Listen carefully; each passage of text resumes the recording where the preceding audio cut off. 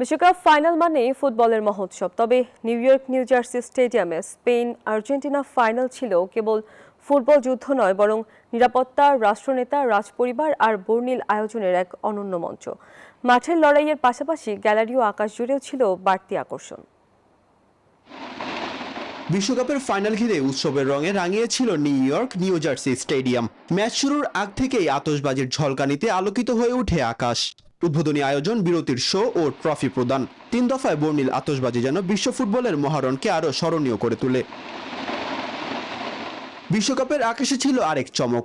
মার্কিন প্রেসিডেন্টকে বহনকারী marine one helicopter, escort helicopter স্টেডিয়ামের উপর দিয়ে উড়ে যায়। জাতীয় সঙ্গীতের সময় 1000 ফুট উচ্চতায় 4টি F-16 যুদ্ধবিমানের ফ্লাই পাস্ট বাড়তি রোমাঞ্চ উপহার দেয় দর্শকদের।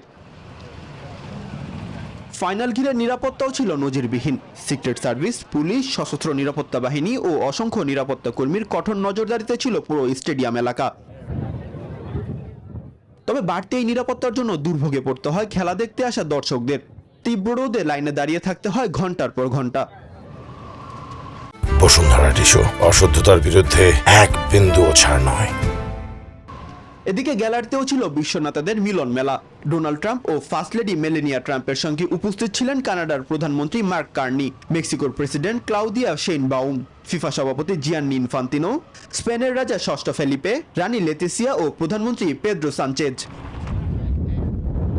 ফুটবলের শিরোপা নির্ধারণের লড়াই সীমাবদ্ধ থাকেনি শুধু 90 মিনিটে। ক্রীড়া, কূটনীতি, রাজনীতি ও জাঁকজমকের অনন্য এক বৈশ্বিক আয়োজন হিসেবেই স্মরণীয় হয়ে থাকবে 2026 বিশ্বকাপের ফাইনাল।